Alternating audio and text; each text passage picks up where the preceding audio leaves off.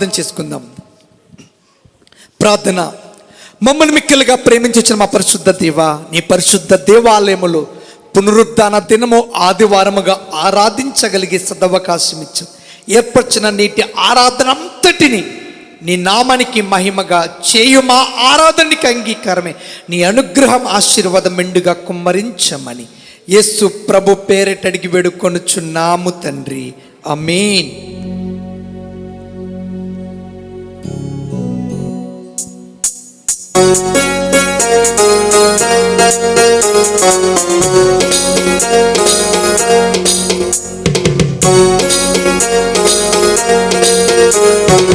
అందరూ కూర్చోండి, కూర్చుందాం కూర్చుందాం కూర్చుందాం కూర్చుందాం.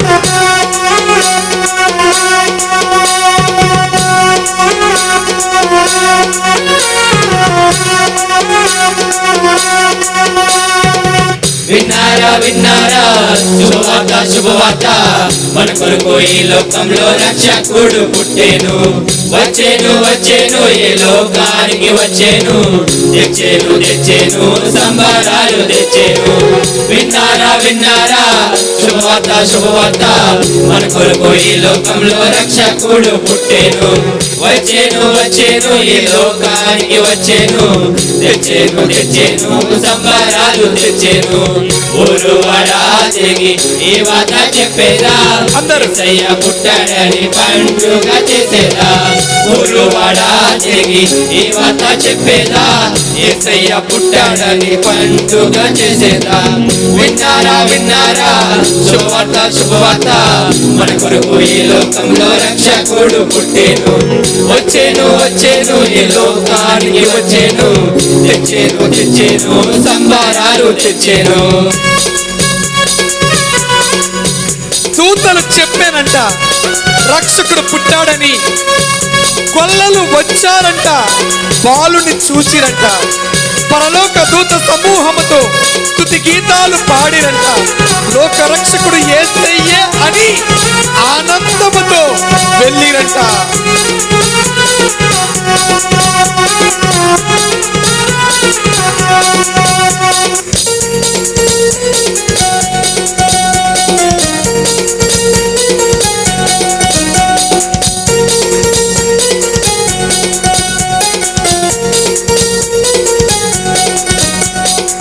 దూతలు చెప్పేనంట రక్షకుడు పుట్టాడని, కొల్లాలు వచ్చేరంట బాలుని చూసేరంట.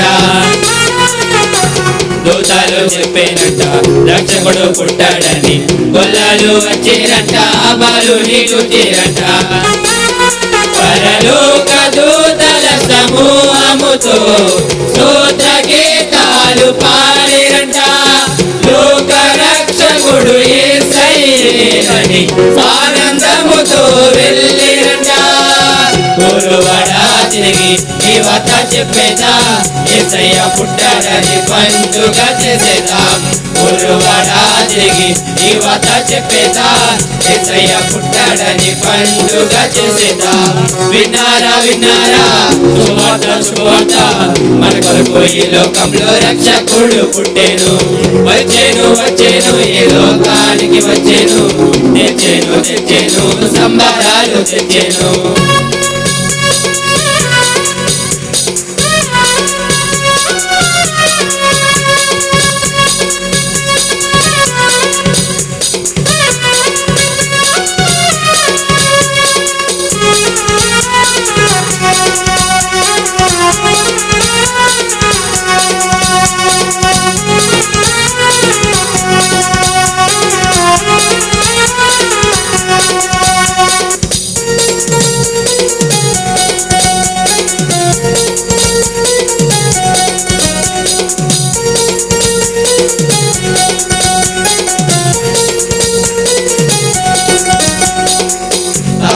చెప్పేనంట రారాజు పుట్టాడని, నానులు వచ్చేరంట బాలుని చూచేరంట.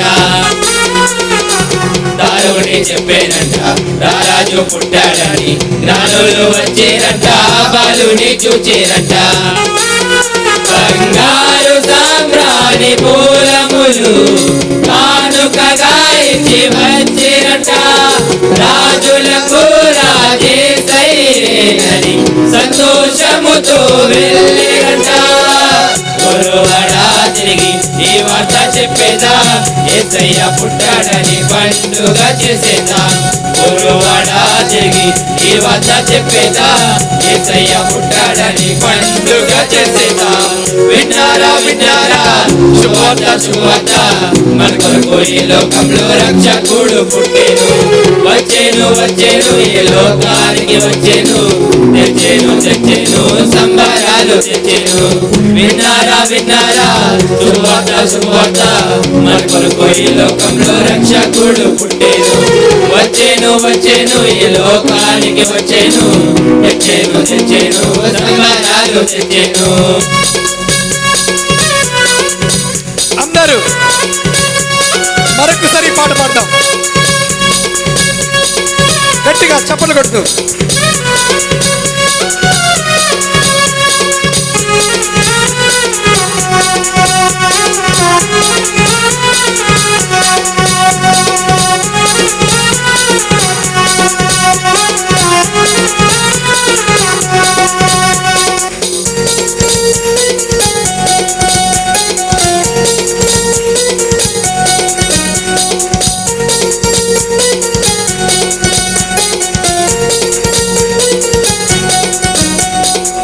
దూతాలు చెప్పేనంట రక్షకుడు పుట్టాడని గొల్లాలు వచ్చిరంట బాలుని చూచిరంట దూతాలు చెప్పేనంట రక్షకుడు పుట్టాడని గొల్లాలు వచ్చిరంట బాలుని చూచిరంట పరలోక దూతల సమూహముతో స్తోత్ర గీతాలు పాడిరంట లోక రక్షకుడు యేసయ్యేనని ఆనందముతో వెళ్ళిరంట గురువాడా తిరిగి ఈ వార్త చెప్పేదా యేసయ్య పుట్టాడని పండుగ చేసేదా గురువాడా తిరిగి ఈ వార్త చెప్పేదా యేసయ్య పుట్టాడని పండుగ చేసేదా విన్నారా విన్నారా శుభవార్త శుభవార్త మన కొరకు ఈ లోకంలో రక్షకుడు పుట్టేను వచ్చేను వచ్చేను ఈ లోకానికి వచ్చేను తెచ్చేను తెచ్చేను సంబరాలు తెచ్చేను తార ఒకటి చెప్పినంట రాజు పుట్టాడని జ్ఞానులు వచ్చిరంట బాలుని చూచిరంట బంగారు సాంబ్రాణి కోలములు కాలుకలుగా ఇచ్చి వచ్చిరంట రాజు యేసయ్యే అని సంతోషముతో వెళ్ళిరంట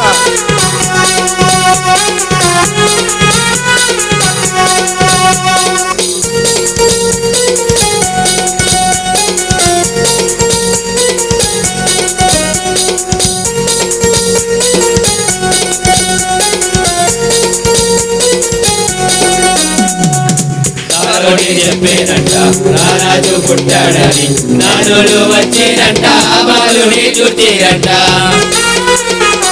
దారుడి చెప్పేనంట రాజు పుట్టాడని నానులు వచ్చిరంట బాలుని చూచిరంట బంగారు సామ్రాణి మూలములు కానుకగా ఇచ్చి వచ్చిరంట రాజులకు రాజేసయ్యేనని సంతోషముతో వెళ్ళిరంట గురువాడా తిరిగి ఈ వార్త చెప్పేదా యేసయ్య పుట్టాడని పండుగ చేసేదా గురువాడా తిరిగి ఈ వార్త చెప్పేదా యేసయ్య పుట్టాడని పండుగ చేసేదా విన్నారా విన్నారా శుభవార్త శుభవార్త మన కొరకు ఈ లోకంలో రక్షకుడు పుట్టేను వచ్చేను వచ్చేను ఈ లోకానికి వచ్చేను తెచ్చేను తెచ్చేను సంబరాలు తెచ్చేను విన్నారా విన్నారా శుభవార్త శుభవార్త మన కొరకు ఈ లోకంలో రక్షకుడు పుట్టేను వచ్చేను వచ్చేను ఈ లోకానికి వచ్చేను తెచ్చేను తెచ్చేను సంబరాలు గురువాడా తిరిగి ఈ వార్త చెప్పేదా యేసయ్య పుట్టాడని పండుగ చేసేదా గురువాడా తిరిగి ఈ వార్త చెప్పేదా యేసయ్య పుట్టాడని పండుగ చేసేదా ఊరువాడా తిరిగి ఈ మాట చెప్పేదా యేసయ్య పుట్టాడని పండుగ చేసేదా ఊరువాడా తిరిగి ఈ మాట చెప్పేదా యేసయ్య పుట్టాడని పండుగ చేసేదా ఊరువాడా తిరిగి ఈ మాట చెప్పేదా యేసయ్య పుట్టాడని పండుగ చేసేదా. పరిశుద్ధుడా, అద్వితీయుడా, క్రిస్మస్ శుభదినానికి ముందుగా ఉన్న ఆదివారముగా అయ్యా మాకిచ్చిన మా ముందున్న ఈ 4 దినాలు ఊరు వాడ తిరిగి ఈ వార్త లోకరక్షకుడు పరమును విడిచి లోకానికి సర్వమానవాళి పాప విమోచన కొరకై మరణించుటకై ఈ లోకానికి వచ్చి ఉన్నాడని, అందరి క్రయధనముగా విమోచన ధనముగా తన ప్రాణం పెట్టుటకే ఈ లోకానికి వచ్చి ఉన్నాడని, ఆయన రక్తములోనే, ఆయన కాచిన రక్తములోనే సర్వమానవాళి పాప క్షమాపణ నొంది నిత్యరాజ్యం చేరుటకు యేసయ్యగా ఈ లోకానికి వచ్చి ఉన్నాడని చెప్పే సదవకాశం ఇస్తున్న దేవా, ఈ భాగ్యాన్ని, ఈ ఆరాధన మాకు ఇచ్చినందుకు వందనాలు. నీ కృప మాకు తోడై ఉండనిమ్మని యేసు ప్రభు పేరటడి వేడుకొనుచున్నాము తండ్రి, ఆమేన్. దయచేసి కూర్చుందాం. మా కదలొద్దు, వీడియో రికార్డ్ అవుతుంది. దేవుని పరిశుద్ధ నామానికి మహిమ గంత ప్రభావములు కలుగును గాక. ఇప్పుడు వచ్చిన మీ అందరికీ ప్రభుని యేసుక్రీస్తు నామములో శుభాది వందములు తెలియచేయుచున్నాం. హల్లెలూయా, హల్లెలూయా. పైన వారు కూడా అందరూ శ్రద్ధగా దేవుని వాక్యంలోకి వెళ్దాం. ఈ సమయంలో ఈ ఆరాధనలో వాక్య ధ్యానము కొరకై ఇప్పుడు మనము ఏ సీజన్లో ఉన్నాం? కొంచెం గట్టి చెప్పండి, కొంచెం నవ్వుతూ చెప్పండి. హల్లెలూయా. క్రిస్మస్ సీజన్లో ఉన్నాం. ఇప్పుడు పాట పాడుకున్నాం, ఊరు వాడా తిరిగి బట్టలకి వెళ్ళేదా ఆ షాపు ఈ షాపుకి తిరిగే రోజులు కదా కదా. ఇప్పుడు మనం ఏ రోజుల్లోకి వచ్చాం? తిరిగే రోజుల్లోకి వచ్చాం. ఎక్కడికి? బట్టల షాపులోకి. నా యొక్క ఆత్మీయ టీం ఉంది కదా, 24వ తారీఖున ఇక ఉదయం మొదలు పెడతా, రాత్రి 12కి షాప్ కట్ట. అన్న ఒక్క నిమిషం ఉన్నా, అన్న ఒక్క నిమిషం ఉన్నా. ఏం కొంపులు మిగిలిపోతాయో. క్రిస్మస్ ఎప్పుడు వస్తుందో ఎవరికి తెలియదా? డిసెంబర్ 25. దేవుడు, మన దేవుడు ఎంత ప్రేమమేడంటే సడన్గా ఇస్తే నా పిల్లలు కంగారు పడతారని ప్రపంచంలో ఏ పండగ అని చెప్పే పేరుకైనా మార్పు ఉంటుందేమో, కానీ క్రిస్మస్కి ఏమి లేదు. డిసెంబర్ 25 వస్తుంది, ఇంక దానికి మార్పే లేదు. అంటే మనకు డిసెంబర్ 25 క్రిస్మస్ అని తెలుసు, కానీ 24 దాకా స్పృహ ఉండక 24ని తిరుగుతాం. ఈ సంవత్సరం నా ఆత్మీయ పిల్లలు ఎవరు కూడా 24న తిరగద్దు. ఒకవేళ మీరు తిరిగితే దేనికి తిరగాలి తెలుసా? ఊరువాడా తిరిగి ఈ వార్త చెప్పేదా యేసయ్య పుట్టాడని చెప్తూ పండుగ చేసేదాం. 24న మీరెవరు ఏ షాపుల్లో కనబడకూడదు. హల్లెలూయా. అది తిరిగే రోజు, దానికోసం కాదు. దేవుడు ముందే చెప్పేశాడు కదా మీకు, 25న క్రిస్మస్ పండుగ చేసుకుందామని, యేసు జన్మదినముగా ఆరాధిద్దాము అని ఒక దినము ఏర్పరిచాడు దేవుడు. ఆ దినమును మనందరము కలిసి, అన్ని జనులతో కలిసి ఆరాధించుకునే అవకాశం ఇచ్చాడు. కాబట్టి ఇక ఈ ఆదివారం ఎందుకు ఈ క్రిస్మస్ పాటలు పాడి క్రిస్మస్ ప్రసంగం చేస్తున్నామంటే, ఊరువాడ తిరిగి బట్టల కోసం కాదు, పిండి వంటల కోసం కాకుండా దేనికోసం? యేసయ్య జన్మదినమును లోకానికి రక్షణ కలిగించడానికి, మానవాళి విమోచన కొరకు, బంధకములోంచి విడిపించుటకు, వారి కన్నులు తెరుచుటకు, నిత్య నరకమనే అగ్ని గుండములో నుండి ఏ ఒక్కరు పడిపోకుండా, జారిపోకుండా వారిని తన శిలువ ప్రేమ రక్తము చేత కడిగి పవిత్రపరిచి పరలోక రాజ్యం చేర్చుట కొరకు ఆయన వచ్చాడు అన్న సంగతి మనం అందరికీ చెప్పవలసిన సమయం ఆసన్నమైంది. హల్లెలూయా, హల్లెలూయా, హల్లెలూయా. క్రిస్మస్ రోజు ఎంత ఉజ్జీవంగా ఏ సేవకుడు ప్రసంగం చేసినా విశ్వాసులైన మీరు ప్రసంగం వైపు దృష్టి ఉండదు. ఎందుకంటే అందరూ ఎవరికి వారు పోటీగా చీరలు కట్టుకొస్తారు, బట్టలు కట్టుకొస్తారు. ఎక్కడ కొన్నావు, ఎక్కడ కట్టావు, ఏ షాపింగ్ మాల్ అని మాట్లాడుకోవడం. ఇక్కడ డ్యాన్సులు, స్కిట్ల మీద జోకులు, సరదాగా పండగ చేసుకుంటాం. కాబట్టి ఆ రోజు వాక్యం శ్రద్ధగా వినడం లేదు అని నాకు కూడా అర్థమైనప్పుడు దేవుడు అన్నాడు, ఈరోజు ఆదివారం ఎక్కడికి వెళ్తారు, చక్కగా కూర్చుంటారు అటెన్షన్గా. ఆదివారం ప్రభుదినం అంటే ఇంకేం చేయలేరు, ఏం మాట్లాడకుండా కిక్కు మనకుండా సైలెంట్గా కూర్చుంటారు కదా. శ్రేష్టమైన ఆ జన్మదినం యొక్క విశిష్టతతో కూడిన వాక్యాన్ని అందించని దేవుడు చెప్పాడు. అందుకే ఈరోజు క్రిస్మస్ గురించిన సందర్భంలో ఉన్న వచనాన్నే ఈరోజు మీ ముందు ప్రభు మనతో మాట్లాడబోతున్నాడు. హల్లెలూయా. బైబిల్లో నుండి యెషయా గ్రంథం 9వ అధ్యాయం, యెషయా గ్రంథం 9వ అధ్యాయం 6వ వచనం. ఏలయనగా మనకు శిశువు పుట్టెను, మనకు కుమారుడు అనుగ్రహింపబడెను, ఆయన భుజముల మీద రాజ్యభారం ఉండును. ఆశ్చర్యకరుడు, ఆలోచనకర్త, బలవంతుడైన దేవుడు, నిత్యుడవగు తండ్రి, సమాధానకర్తయగు అధిపతి అని అతనికి పేరు పెట్టబడును. ప్రార్థన. అద్వితీయ దేవా, యెషయా గ్రంథం 9వ అధ్యాయం 6వ వచనం. నీ సర్వశక్తుల హస్తములో పెట్టి ఉండగా మా వినికిడిలో ఆత్మీయ ఆహారముగా మాకు పంచిపెట్టమని యేసు ప్రభు పేరట అడిగి వేడుకొనుచున్నాము తండ్రి, ఆమేన్. ఎక్కువ బైబిల్ని తిప్పించను, స్పీడ్గా వింటే మనం శ్రద్ధగా వాక్యం విందాం. మీ దగ్గర ఎవరి దగ్గర డిస్టర్బ్ లేకుండా ఆరాధనలో నడవాలని నడిపించాలని ప్రభు పేట మనం చేస్తున్నాం. మనం చదువుకున్న వాక్య భాగం యెషయా గ్రంథం 9వ అధ్యాయం 6వ వచనం. ఆశ్చర్యకరుడు, ఆలోచనకర్త, బలవంతుడైన దేవుడు, నిత్యుడగు తండ్రి, సమాధానకర్తయగు అధిపతి అని అతనికి పేరు పెట్టబడును. 2000 సంవత్సరాల క్రితం కన్యక మరియ గర్భాన యేసుక్రీస్తుకి ఈ లోకానికి వచ్చిన మన దేవుడు, ఆ దేవునికి ఉన్న విశిష్టతలు, ఆ దేవునికి ఉన్న మహత్యం, గొప్పతనం, మనం ఇప్పుడు నమ్మిన ఆరాధిస్తున్న మన దేవుని యొక్క ప్రత్యేకతలను ఈ వాక్యములో ఇమిడి ఉన్నాయి. ఆయన ఎటువంటి గొప్ప దేవుడు, ఎంతటి గొప్ప దేవుడు అనగా, ఒకటి ఆశ్చర్యకరుడు. చెప్పండి, గట్టి చెప్పండి, ఆశ్చర్యకరుడు.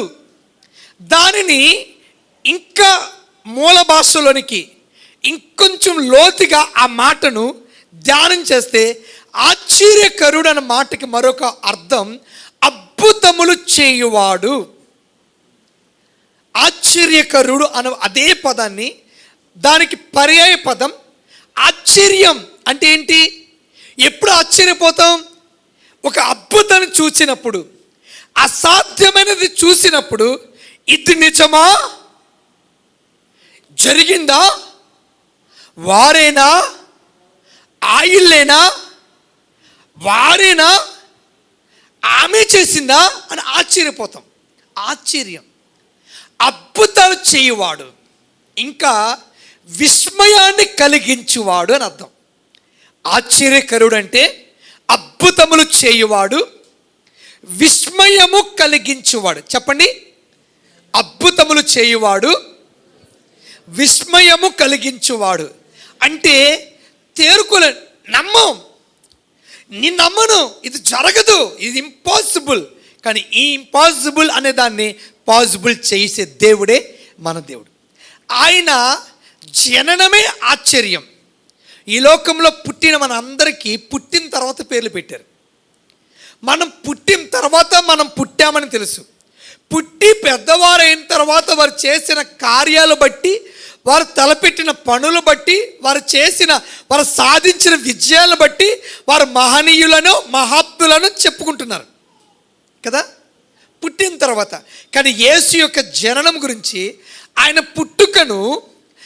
పుట్టుక విషయం, ఆయన పుట్టవలసిన విషయం, ఆయన పుడతాడు అన్న విషయం యేసు పుట్టుక మునిపే 4000 సంవత్సరాల ముందే ఆదికాండం 3వ అధ్యాయం 15వ వచనములో యేసుక్రీస్తు జననానికి ముందు 4000 సంవత్సరముల క్రిందటే, పూర్వమే క్రీస్తు జననం గురించి రాయబడి ఉంది.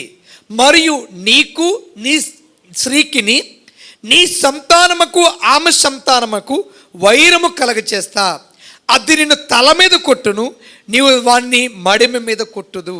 స్త్రీ సంతానముగా లోకరక్షకుడు ఈ భూమి మీదకి రాబోతున్నాడని క్రీస్తు మరియ గర్భాన పుట్టక మునిపే 4000 సంవత్సరాల క్రితమే స్త్రీ సంతానముగా వచ్చి సృష్టికర్తైన లోకరక్షకుడు స్త్రీ సంతానముగా వచ్చి సాతానాన్ని తలను చితక కొడతాడు అని 4000 సంవత్సరాల కిందటే చెప్పబడి ఉన్నది. అంతేకాదు యెషయా గ్రంథం 7వ అధ్యాయం 14వ వచనం. యెషయా గ్రంథం 7వ అధ్యాయం 14వ వచనం. కాబట్టి ప్రభువు తానే ఒక సూచన మీకు చూపును, ఆలకించుడి. కన్నిక గర్భవతి కుమారుని కని అతనికి ఇమ్మానుయేలు అని పేరు పెట్టబడును. ఈ మాట యెషయా ద్వారా క్రీస్తు పూర్వం, యేసు ఈ లోకానికి రాకముందే, క్రీస్తు పూర్వమే 900 సంవత్సరాలకు ముందే ప్రభువు కన్నిక గర్భాన జన్మిస్తాడని, ఆ జన్మించనయున్న ఆ శిశువుకి ఇమ్మానుయేలు అని పేరు పెట్టబడును అని 900 సంవత్సరాల ముందే ప్రకటించబడింది. అంతేకాదు మీకా గ్రంథం 5వ అధ్యాయం 2వ వచనం. బెత్లెహేమా ఎప్పాతా యూదా వారి తరములో ఇశ్రాయేలు ఏలువారు నీలో నుండి వచ్చును అని క్రీస్తుకు పూర్వం యేసయ్య లోకానికి రాకముందే 500 సంవత్సరాల ముందే బెత్లెహేమ్ అనే ఊరిలో యేసుప్రభు పుడతాడని రాయబడింది. ఆయన జననము ఆశ్చర్యం. ఇది నిజమా? అంతకు ముందే చెప్పబడిందా? మనం అందరి గురించి, మనం పుట్టిన తర్వాత మన గురించి చెప్పబడింది. కానీ యేసయ్య పుట్టక ముందే 4000 సంవత్సరాల క్రితం, 900 సంవత్సరాల క్రితం, 500 సంవత్సరాల క్రితమే చెప్పబడింది. అంతేకాదు యేసయ్య జననంలో, యేసయ్య జన్మ రహస్యమునకు ఒక ప్రత్యేకత, ఆశ్చర్యం కలిగించే సంగతి చెప్పనా? ఇప్పుడు మనలో ఎవరైనా నీ పేరు అడిగితే చెప్పగలరా లేరా? చెప్పండి. చెప్పగలిగితే తల ఊపండి. నీ పేరు చెప్పగలవా? ఎవరైనా చెప్పాలా? నీ పేరు తెలుసు. నీవు మీ నాన్నగారు ఎవరో తెలుసో తెలీదా? మీ నాన్న గట్టి చెప్పండి. మీ నాన్నగారి పేరు చెప్పగలరు. మీ నాన్నగారి పేరు చెప్పగలరు. తాతగారి పేరు, తాతగారి నాన్నగారి పేరు చెప్పలేరంట. కొంతమంది చెప్పచ్చు. పోనీ తాతగారి నాన్నగారి పేరు చెప్పలేరు. ఇంక అక్కడితో ఆగిపోయింది, అక్కడితో ఆగిపోతుంది. కానీ యేసు క్రీస్తు యొక్క జననం మత్తయి సువార్త 1వ అధ్యాయం, మత్తయి సువార్త 1వ అధ్యాయం 1 నుండి చదివితే అబ్రహాము కుమారుడు, దావీదు కుమారుడు, యేసుక్రీస్తు వంశావళి. అబ్రహాము కొడుకు ఇస్సాకు, ఇస్సాకు కొడుకు యాకోబు, యాకోబు కొడుకు యోదా, యోదాకి పెరేసు, అలా ఒక్కొక్క పేరు, వారి కొడుకు, వారి కొడుకు, వారి కొడుకు, వారి కొడుకు, వారి కొడుకు, అలా చెప్పుకుంటూ లాస్ట్లో వస్తుంది యోసేపుకి కుమారుడిగా యేసు ప్రభు పిలువబడుతున్నాడని. హల్లెలూయా. పాస్టర్ గారు అబ్రహాంకు చెప్తే అది మన భాషలో లేదు. నాకు అనిపించింది మా లెక్క చెప్పు ప్రభువా అన్న. మన లెక్క ఏంటి? ఇప్పుడు ఆశీష్ నాయుడు గారు ఉన్నారు, లేకపోతే సింహాద్రి నాయుడు గారు ఉన్నారు.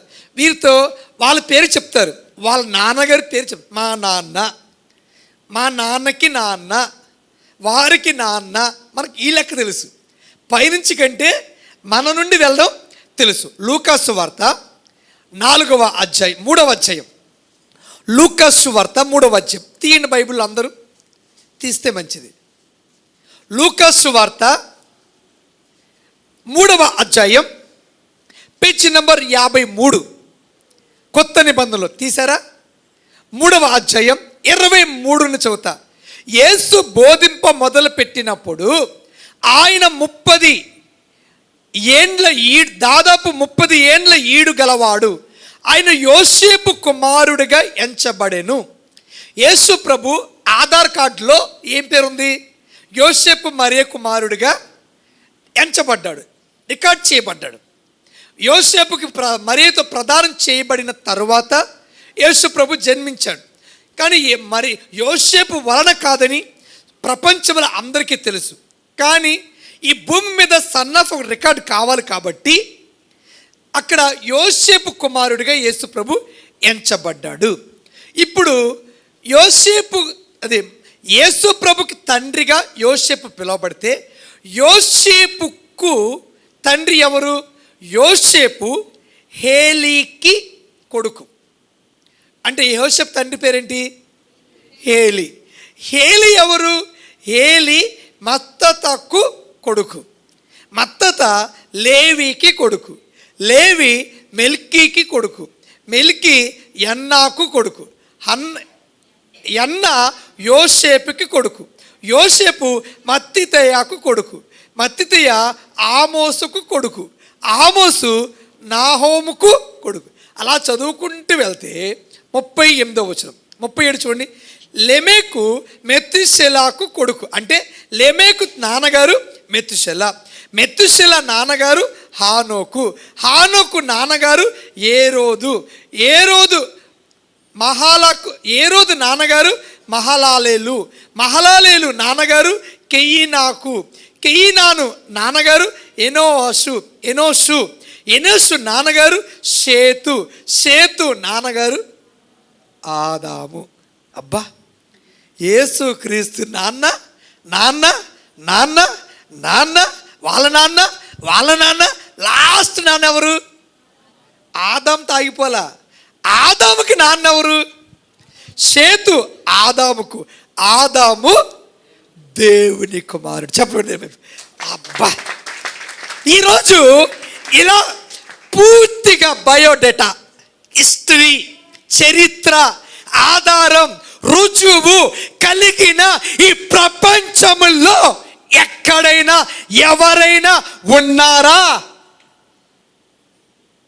ఇంత డీటెయిల్స్, ఇంత పర్ఫెక్ట్గా అక్కడ అసలు ఇది చదివితే నాకు రాత్రి చెమటలు పట్టింది. ఓరి దేవుడా, ఇంత యేసు ప్రభు. చాలామంది అమెరికా దేవుడు, నిన్నగాక మొన్న వచ్చింది దేవుడు. సృష్టి ఆరంభము నుండి ఆయన గురించి సమస్త ఆధారములు కలిగిన దేవుడు. మన దేవుడు ఆశ్చర్యం. ఆయన జననం, ఆయన జీవితమే ఆశ్చర్యం. ఇంత ఆశ్చర్యముగా చాలామంది మన టీవీలో చూస్తుంటాం. కొంతమంది చిన్న పిల్లలే, ఒక ఫస్ట్ స్టాండర్డ్ చదువుతున్న పిల్లలే ప్రపంచంలో అన్నీ క్విజ్ చెప్పినట్టుగా అమెరికా అధ్యక్షుడు ఎవరు పలానా టాక్ టాక్ టాక్ టాక్ చెప్పేస్తారు. లెక్కలు చెప్పేస్తారు. మనం 1969 డిసెంబర్ 25 ఏ రోజు టక్ చెప్పేస్తారు. అమ్మ, ఎంత జ్ఞానం కరెక్టే. వారైనా ఇంకా పుట్టబోయేవారైనా మీ నాన్న ఎవరు, మీ నాన్నకి నాన్నెవరు చెప్పలేరు. అది చెప్పగలరా? ఈ హిస్టరీ చెప్పగలరా? ఇంత సుస్పష్టమైన జ్ఞానం కలిగిన వారు ఈ భూమి మీద ఎవరున్నారు? యేసయ్య ఒక్కడే. మనం ఆరాధించే దేవుడు ఆశ్చర్యకరుడు. అందుకే బైబిల్ ఎలా ఉంది? కీర్తన 77వ కీర్తన 14వ వచనంలో ఆశ్చర్య క్రియలు జరిగించు దేవుడు. ఆయన జననం ఆశ్చర్యపరుస్తుంది. అంతేకాదు, ఆశ్చర్యపరిచిన ఆ దేవుడే నీ జీవితంలో కూడా ఆశ్చర్య క్రియలు జరిపించగలిగే దేవుడు. ఆయన చేసేదంతా ఆశ్చర్యమే. ఆయన చేసే కార్యాలన్నీ ఆశ్చర్యం. అందుకే అదే దావీదు కీర్తన 31వ కీర్తన 21వ వచనం, కీర్తన 31వ కీర్తన 21వ వచనం, యెహోవా తన కృపను ఆశ్చర్యముగా నాకు చూపియున్నాడు. యేసయ్య మన పట్ల చూపిన కృప ఆశ్చర్యం. నాకు ఇప్పటి వరకు అర్థం కాని అతిపెద్ద ఆశ్చర్యం ఏంటి తెలుసా? యేసయ్య నాకంటే మంచివారు, చదువుకున్నవారు, పేరు కలిగిన వారు, యోగ్యత కలిగిన వారు ఎందరో ఇంకా నీవు దేవుడు అని ఎరగక నిన్ను తూలనాడుతూ దూషించుచు, నిన్ను హింసించుచు, ఈ లోకములో అన్ని విషయములో మంచితనం ఉండి కూడా నిజ దేవుడు నిన్ను ఎరగక నిన్ను బాధ పెట్టి తిరుగుతున్న వారిలో ఎందరో ఉన్నారయ్యా. కానీ ఏ మంచి లేని నన్ను మాత్రం నిన్ను ఎరిగే కన్నులు తెరిచి ఈరోజు ప్రభువా తండ్రి అని పిలవగల భాగ్యం ఇచ్చి, నేను ఈ క్షణము మరణిస్తే ఈ శరీరము ఒకవేళ భూమి మీద విడవబడుతేమో కానీ నా ఆత్మను పాతాళములో నిత్య నరకములో విడవకుండా నిత్య రాజ్యము చేరే విధముగా నీ రక్తములో కడుక్కునే కృప ఆ అవకాశం నాకు ఇచ్చావయ్యా. నాకే ఇంత గొప్ప సదవకాశం ఇవ్వడానికి ఏ విధంగా నన్ను ప్రేమించు, నాలో ఏం చూసావయ్యా, ఏ మంచితనం చూసావు. ఇది నాకు ఆశ్చర్యమే. నిజంగా ఎంత ఆశ్చర్యపోతుంటాను. ప్రభువా, నన్ను ప్రేమించడానికి ఇది నాకు ఆశ్చర్యంగానే ఉంది. మనం అనుకుంటాం దేవుని, అదే దావీదు అంటాడు, యెహోవా తన కృపను ఆశ్చర్యముగా నాకు చూపించాడు, ఆశ్చర్యముగా నాకు చూపించాడు. మన దేవుడు ఆశ్చర్య.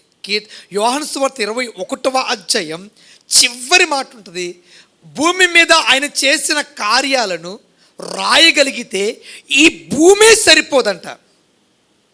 యేసు ప్రభు చేసే ఆశ్చర్య కార్యాలు చెప్పగలిగితే ఈ భూమి సరిపోదు. ప్రపంచం అంతా కలిసిన, అందరూ కలిసి ఆయన మహిమ కార్యాలు వివరిస్తున్న ఈ జన్మ సరిపోదు. ఆయన కార్యాలు ఆశ్చర్యకార్యం. ఒకటి, ఆశ్చర్యకార్యం చేసే దేవుడు, మనందరి పట్ల ఆశ్చర్యం చేయగలడు.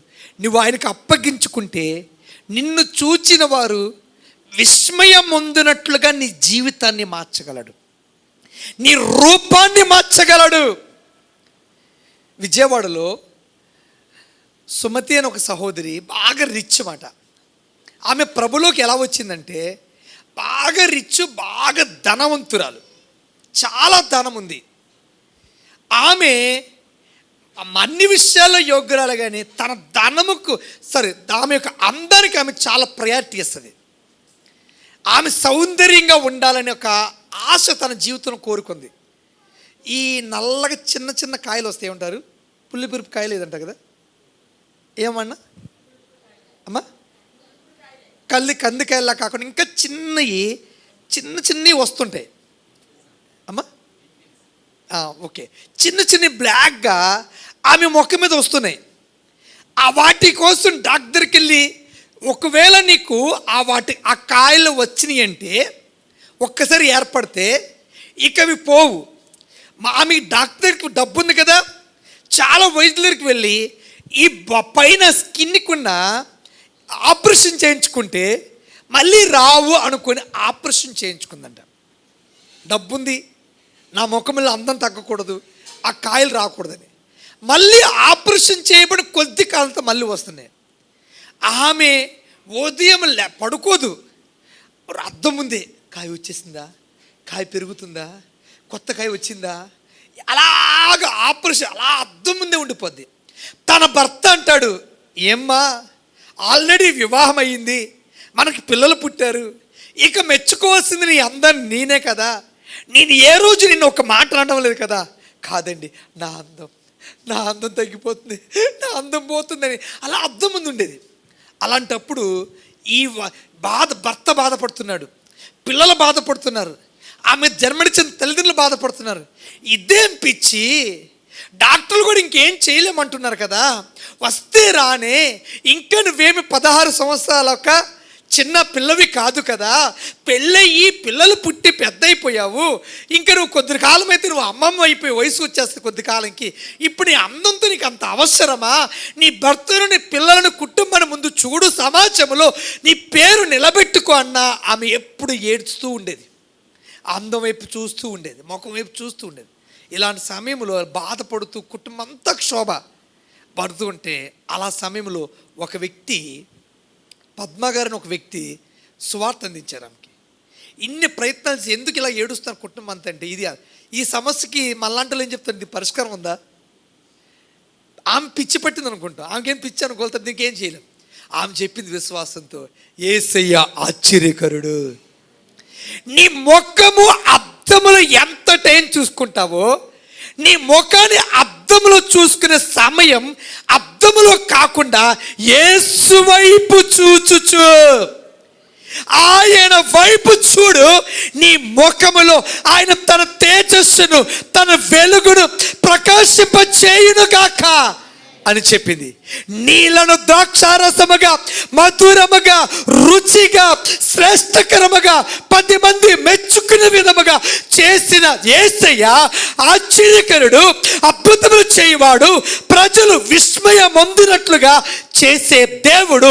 ఏ డాక్టర్ తనకు ఆపరేషన్ చేసి ఇక ఇంతకు మించి చెయ్యలేమని చేతులు ఎత్తేశారో ఆ డాక్టర్లే విస్మయపడే విధముగా దేవుడు నిన్ను దర్శిస్తాడు. చర్చి కూర్చుని అద్దం చూడడం మొదలెట్టింది. ఇది చెప్పింది, అద్దం కాదు, ఏసీలో చూడు. నీ ముఖం ఏసీలో, నువ్వు అద్దం చూసాను చెప్పు, నీ ముఖంలో మార్పు రాదు. ఎంత అద్దంలో చూడ అలవాటు పడ్డావో అంత ఏసీలో చూడంటే ఆమె ఇంకా లేచిన మొదలు ప్రార్థన, కూర్చున్న ప్రార్థన, నుంచున్న ప్రార్థన, ఇంట్లో ప్రార్థన, అలా ప్రార్థన కొద్ది కాలం చేసిన తర్వాత కొద్ది కాలం వరకు అద్దం చూడడం కూడా ఇష్టపడడం మానేసింది. పట్టించుకోవద్దు అంటే పట్టించుకోండి. కొద్ది కాలం తర్వాత ఆమె ముఖముల వెలుగు ఈ రోజుకు కూడా ఎంతో ప్రకాశమానంగా ఉంటే ఆమె గంతులు వేయచ్చు, ఆశ్చర్యకరుడు, డాక్టర్లు చేయలేనిది, నా డబ్బు నాకు చేయలేనిది, నా చుట్టూనే నన్ను కట్టుకున్న నా భర్త, నా కన్న బిడ్డలు, నా తల్లిదండ్రులు నాకు ఇవ్వలేని ఒక అద్భుతమైన మేలు నా యేసయ్య చేశాడని ఈరోజు ఆయన నామను మహిమపరుస్తూ సాక్షిగా జీవిస్తుంది. అద్భుతం చేయగలడు. నయమాని శరీరాన్ని చిన్న బిడ్డ దేహంగా మార్చగల దేవుడు, ఏదైనా చేయగలడు. అద్భుతం చేసే దేవుడు, ఆశ్చర్యకరుడు. నీ కొరకు ఆశ్చర్యం చేయడానికి సిద్ధంగా ఉన్నాడు. నిన్ను చూచిన వారు, గతములో నీ జీవితాన్ని చూచిన వారు, గతములో నీ ఇంటిని చూచిన వారు, గతములో నువ్వు అడిగి అందరి దగ్గర కన్నీరు కాల్చి చూచిన వారు, నిండు హృదయంతో పరిపూర్ణముగా నిన్ను నీ దేవుడైన యేసయ్యను సొంత రక్షకుడిగా అంగీకరించు, ఆయనకు నీ జీవితాన్ని సమర్పించుకొని చూడు. నిజంగా నిన్ను చూచిన వారు ఆశ్చర్యపడతారు. క్రైస్తవుడు అంటే లోకానికి ఆశ్చర్యాన్ని కలిగించేవాడు. లోకము మనల్ని చూసి ఆశ్చర్యపోవాలి. ఇది ఎలా సాధ్యం?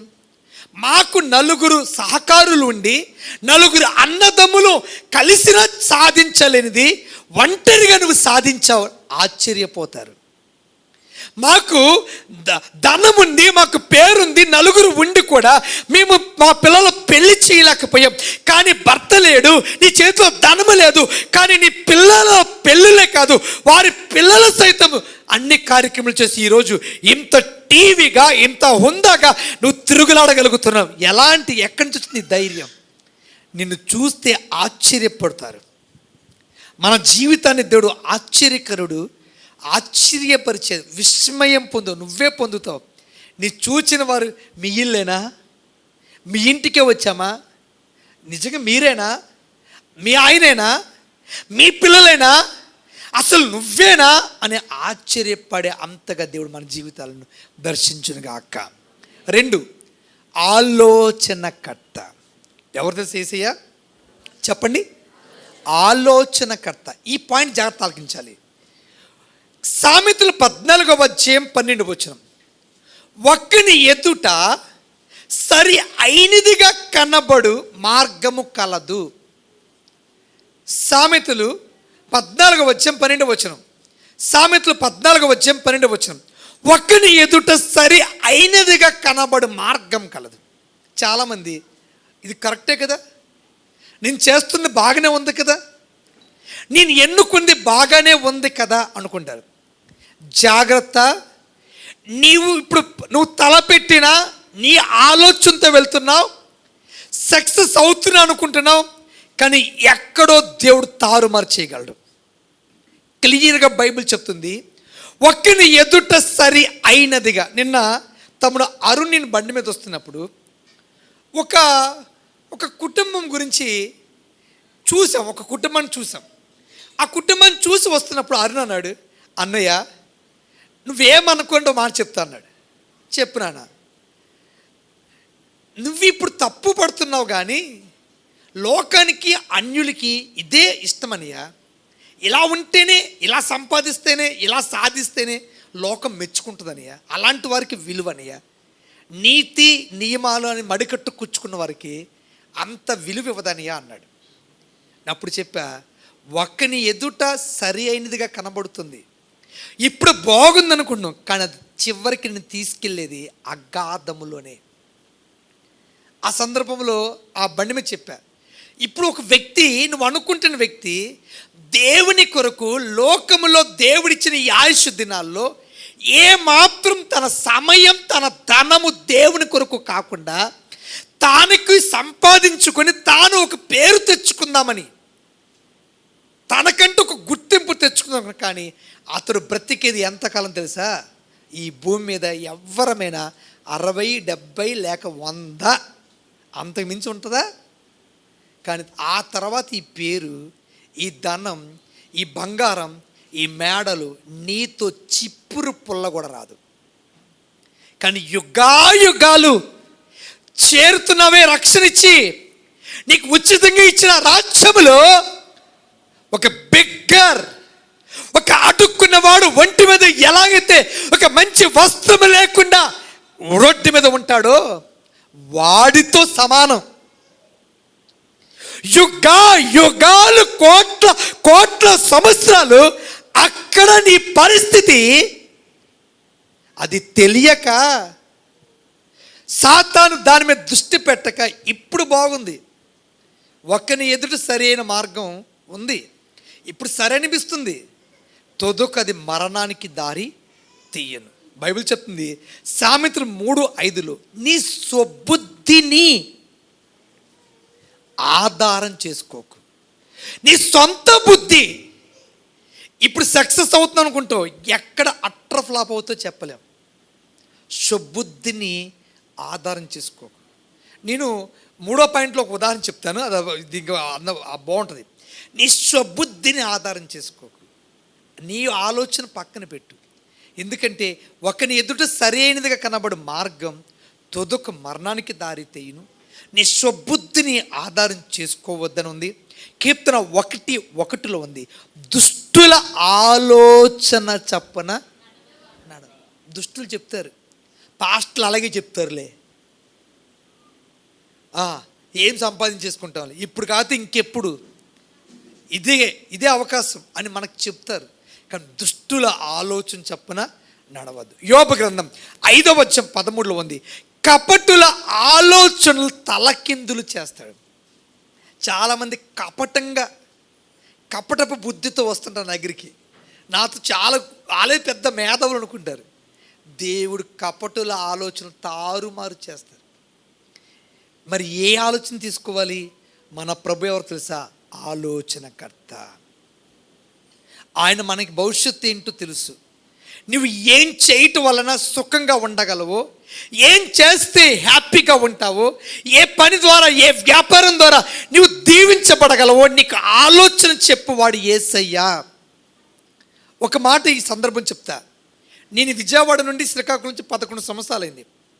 11 సంవత్సరముల కాలములో ఆ ప్రభు యొక్క ప్రేమకు ఆకర్షితులైన బిడ్డలు కొందరు నాతో అన్నమాట, ప్రతీది పాస్టర్ గారికి చెప్తాం, దానివల్ల పాస్టర్కి అలసిపోయాం అన్నవాళ్ళు ఉన్నారు. చెప్పని వారు చెప్పనట్టే ఉన్నారు. చెప్పిన వారు ఒక్కటి చెప్పగలను, ఎవ్వరు చెప్పినా ఇది పట్టుకొని ప్రమాణం చేయకూడదు కాబట్టి ఆయన ఎదుట తీర్పుకు అప్పగించుకుంటున్నా, ఎవ్వరు ఏ విధమైన ధనం గురించి దేవుని చెప్పినా దాని నుండి ఏం తీసుకుందామన్న మనసు కాదు, దాన్ని ఇంకా ఎలా డెవలప్ చేద్దాం, వారు ఇంకా పైకి ఇంకా గొప్పవారు, వారు గొప్పవారైనప్పుడు వారిలో ఉన్న గొప్పతనాన్ని చూచినప్పుడు వారి బంధువులు, వారి స్నేహితులు, వారి పొరుగు వారు యేసే నమ్ముకుంటారు. అది నాకు ఆశ. వారిని పైకి తేవడానికి చెప్పాను తప్ప వారి ధనాపేక్ష ఇప్పుడు ఆశించలేదు. అలా ఆశించిన క్షణము ఇప్పటికి రాలేదు. రాకముందే నా కంఠంలో ప్రాణాన్ని దేవుడు తీయునుగాక. అవసరం లేదు ఒకరి ధనము ఆశించే తత్వం, అవకాశం నా దేవుడు నాకు ఇవ్వడ్డు. ఎందుకు ఈ మాట చెప్పాను? మందిరానికి వచ్చి చిన్నవారు, పాస్టర్ గారు ఇదిగోండి మాకు ఈ జీతం ఎంత, ఏం చేస్తే బాగుంటుంది అని అడిగినప్పుడు ప్రార్థన చేసి ఆలోచనకర్తైన దేవుని యొక్క ఆలోచనలు వారికి అందిస్తూ రాగా ఈరోజు ప్రతి ఒక్కరూ సొంత ఇంటికి ఈ జన్మలో అవకాశం లేదు అనిన వారు ఈరోజు 1 కాదు 2 కాదు ఎన్నో ఆశీర్వాదాలతో సంతృప్తిగా ఉండగలుగుతున్నారు. ఎందుకంటే అది మనిషిగా నా శక్తితో జరుగుతుంది కాదు, జరగకూడదు. ఆలోచనకర్త అయిన దేవా, వీరు భవిష్యత్తులో ఇంకా వారి పిల్లలు పైకి రావాలంటే, వారు బాగుండాలంటే వీరికి ఏం సలహా ఇవ్వాలి అని దేవుని అడగడం ద్వారా, దేవుడిచ్చే ఆలోచన మీకు అందించడం ద్వారా, ఆ ఆలోచన ప్రకారం నడుచుకోవడం ద్వారా, అలా స్టెప్ ముందుకు తీసుకోవడం ద్వారా ఈరోజు వారు తలపెట్టే పనులలో, వారు చేసే వ్యాపారాల్లో, వారు ఉంటున్న ఇంటిలో అభివృద్ధిని చూడగలుగుతున్నారు. ఇప్పుడు ప్రభు దగ్గరికి వచ్చినప్పుడు ఆదాయం కంటే ప్రభుని నమ్ముకోక మునుపున్న ఆదాయమే చాలామందికి ఎక్కువ. అప్పుడు పనులు ఎక్కువ ఉండేవి, రాబడి ఎక్కువ వచ్చింది. ఇప్పుడు పోటీ పెరిగిపోయి, పనులు తగ్గిపోయి, జీతాలు పెరిగిపోయి, నువ్వు కాకపోతే ఇంకోటి అంటున్నారు. ఇలాంటి కష్టకాలంలో కూడా అప్పుడు అనుభవించిన ఇల్లు, అప్పుడు అనుభవించిన మంచి ప్రశస్తమైన వస్త్రాలు, అప్పుడు భుజించిన మంచి ఆహార పదార్థాలు ఇప్పుడు తినగలుగుతున్నామంటే ఆలోచనకర్త అయిన దేవుని యొక్క ఆలోచన చొప్పున నడిచిన ఎడల, ఆ దేవుని ఆలోచనతో మనం ఎవరు వెళ్తే మన దేవుడు తెలుసా ఆలోచనకర్త. తప్పక ఫ్యూచర్ ఎరిగిన, అందుకే ఆదియు అంతమైన వాడు, అల్ఫాయు ఒమేగా, భూత భవిష్యత్ వర్తమాన కాలములో ఉన్నవాడు. గడిచిన ఆదివారం చెప్పుకున్నాం, సాతానికి గతమే తెలుసు, జరిగిందే తెలుసు, జరగబోయే తెలియదు. ప్రకటన గ్రంథం 1:8 అల్ఫాయు ఒమేగాయు నేనే, భూత భవిష్యత్ వర్తమాన కాలంలో ఉండేవాడునగు దేవుడగు నేను అన్నాడు. భూత భవిష్యత్ వర్తమాన కాలంలో ఉన్న దేవుడు భవిష్యత్తులో నీకు పోటీగా, నీకు ఎదురుగా ఏం రాబోతుంది, ఏ విధమైన సవాళ్ళు నువ్వు ఎదుర్కోబోతున్నావు, అప్పుడు నువ్వు ఓడిపోకుండా, ఆ సవాల్లో నీవు కృంగిపోకుండా ఉండడానికి ముందుగానే దేవుడు ఇప్పుడు నీకు ఆలోచనిస్తాడు. యోసేపు కాలంలో ఐగుప్తు దేశానికి చెప్పశక్యం కానంత కరువు రాబోతుంది. ఆ కరువును రాబోతుందని ఆలోచనకర్త అయిన దేవుడు ముందుగానే ఫరోకి దర్శనమిచ్చాడు. ఆ దర్శనానికి భావం తెలియట్లా. యోసేపు ఆ దర్శన భావం చెప్పాడు. రాబోతుంది 7 సంవత్సరాలు బాగా పండుద్ది, ఆ తర్వాత 7 సంవత్సరాలు భయంకరమైన కరువు వస్తుంది. నెక్స్ట్ 14 సంవత్సరాల యొక్క ఫ్యూచర్ ఏంటో చూసి దేవుడు ముందే చెప్పేశాడు. మొదటి 7 సంవత్సరాలు బాగా పండుద్ది, నెక్స్ట్ 7 సంవత్సరాలు భయంకరమైన కరువు వస్తుంది. ఫ్యూచర్ తెలిసిపోయింది. ఫస్ట్ 7 సంవత్సరాలు పండుద్ది, నెక్స్ట్ 7 సంవత్సరాలు పండదు. అప్పుడు ఏం చేయాలి? నెక్స్ట్ 7 సంవత్సరాలు పండదంటే మొదట పండిన 7 సంవత్సరాల పంటను ఏం చేసుకోవాలి? జాగ్రత్త చేసుకోవాలి. తెలిసిపోయింది. దేవుడు యొక్క ఆలోచన భవిష్యత్తు గురించి, భవిష్యత్తులో జరగబోయేది దేవుడు ముందుగానే ఆలోచనకర్తగా ఉండి అందించాడు. ఫరోకి ఇచ్చిన దర్శనం యోసేపు ద్వారా తెలుసుకున్నారు. జాగ్రత్త పడ్డారు, సిద్ధపడ్డారు. జాగ్రత్త పడ్డారని కంటే సిద్ధపడ్డారు, ఎదుర్కొన్నారు. 7 సంవత్సరాల కరువులో వారు తినగా ఇంకా అనేకులకు కూడా పంచి పెట్టగలిగే స్థాయిలో వారు జాగ్రత్త పడ్డారు. జాగ్రత్త అంటే భవిష్యత్తులో ఎటువంటి సవాల్ నీ ముందు రాబోతుందో, ఎటువంటి పరిస్థితులు నీ ముందు రాబోతున్నాయో, ఆ రోజుల్లో ఆ పరిస్థితుల్లో కూడా నీవు ఓడిపోకుండా, పడిపోకుండా వాటిని కూడా ఎదుర్కొని వాటిలో కూడా జయోత్సాహముతో నువ్వు నిలబడ్డానికి ఆలోచనకర్త దేవుని ఆలోచన అడగండి. ముందు చూపును దేవుడు చూపిస్తాడు. భవిష్యత్తు సాతానికి తెలియదు, కానీ ఎవరికి తెలుసు? భూత భవిష్యత్ వర్తమాన కాలములో ఉన్న ప్రభునగు నేను అన్నాడు. ఆ ప్రభు భవిష్యత్తులో నీకు ఏమి అవసరమో, ఏది ఆధారమో ముందుగానే సిద్ధపరుస్తాడు, జ్ఞానం ఇస్తాడు. ఆ జ్ఞానం ఇచ్చుట బట్టే ఈరోజు మనం ఇంతగా కరుణించబడ్డాం. ఈ 2020 సంవత్సరాన్ని ప్రపంచమంతా ఏమంటున్నారు? బేడా గూడా 2020 లేకుండా ఉంటే బాగుండేది. ఇది ఒక బ్యాడ్ ఇయర్. కానీ ఇంకొక 10 రోజుల్లో డిసెంబర్ 31 రాబోతుంది. నాకు చాలా భారం కలిగింది. డిసెంబర్ 31 జనవరి 1 కర్ఫ్యూ అని కొంచెం ప్రచారం జరిగింది. చాలా కలవరపడ్డా. ఇదేంటి ప్రభువా, సాతాను గడికి సాతాను తంత్రములు వాడు మా సంఘములో లేకపోతే నీ మందిరములో ఈ అందరికీ బ్యాడ్ కానీ మాకు గుడ్ అని ప్రతి ఒక్కరూ సాక్ష్యం చెబుతుంటే సాతాను సిగ్గుపడతాడని ఎరిగి ముందే కర్ఫ్యూ పెట్టేశాడా? నీవు చేసిన అద్భుతాలు, మమ్మల్ని పోషించిన విధం, మా జీవితంలో ఈ ప్రమాదం ఏది మమ్మల్ని అంటలేదు, మేమందరం సురక్షితంగా కాదు అంతకంటే గొప్పగా మునుపు సాధించినటువంటి విజయాలు చూసిన సంవత్సరముగా దేవుడు దీవించిన సంవత్సరం, సాతాను ఓడిపోయిన సంవత్సరం అని చెప్పబోతుంటే విరోధన శత్రువు ముందుగానే అడ్డుపడ్డాడని ప్రార్థన చేస్తే నాకు నిన్నే అందిన వార్త ఏంటంటే 31st నైట్ జనవరి 1 కర్ఫ్యూ లేదు, ఆరాధన జరుపుకోండి అని అధికారికంగా అందిన సమాచారం. కాబట్టి మనకి ఇంక భయపడక్కర్లా. సాతాన్ని ఆ రోజు చెప్పబోయే సాక్ష్యాల ద్వారా సాతాను ఒక్కొక్కరు సాక్ష్యం చెప్తుంటే సైతాను ఎక్కడ నలిగిపోతాడు? కాలు కింద చెత్తక చెత్తక చెత్తక చెత్తక పచ్చడిపోవాలి ఆ రోజు అందరు సాక్ష్యాలతో. హల్లెలూయా. అందరూ దీవించబడ్డారు. ఎవరికి వాళ్ళు తెలియదు. చూద్దాం ఆ రోజు చెప్పే సాక్ష్యాలు వింటే నష్టం పెడదామనుకున్నాను, ఎందుకు ఈ సంవత్సరం పెట్టానా అని. మా ఇల్లు కూడా కరోనా పెట్టకపోతే మా ఇల్లు రిపేర్లు అయ్యేది కాదు.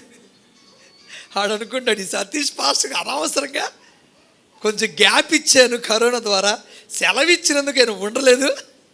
హల్లెలూయా. అది సంగతి. అందరికి జీవితాల్లో అద్భుతాలు చేశాడు. ఆలోచనకర్త అయిన దేవుడు మనకి మంచి ఆలోచన ఇస్తాడు. మనం ఎలా అపాయము వచ్చినా ఉపాయము లేని వారం కాదు. అపాయము సంభవించుచున్నా మన జీవితంలో ఉపాయం ఉంది, ఉపాయము ఉంచాడు. ఆ ఉపాయము తెలియక సతమతం మనకి ఆలోచన చెబుతాడు. హల్లెలూయా. అందుకే లూకాసు వార్త తీయదులే కానీ లూకాసు వార్త 12వ అధ్యాయం 11-12 వచనాల్లో మీరు చెప్పవలసినది పరిశుద్ధాత్మ ఆ గడియలో మీకు నేర్పును. అంటే సమాజ మందిరంలో పెద్దల మధ్యలో మిమ్మల్ని పంపినప్పుడు ఏం మాట్లాడాలో భయపడకు. మీరు ఏం చెప్పాలో పరిశుద్ధాత్మ దేవుడు మీకు అప్పుడు ఆలోచన ఇస్తాడు. హల్లెలూయా. యోహాను సువార్త 16వ అధ్యాయం 13లో ఆయన అనగా సత్యస్వరూపి యొక్క పరిశుద్ధాత్మ వచ్చి లాస్ట్ మాట ఉన్నది, సంభవింపబో సంగతులు మీకు తెలియజేయును.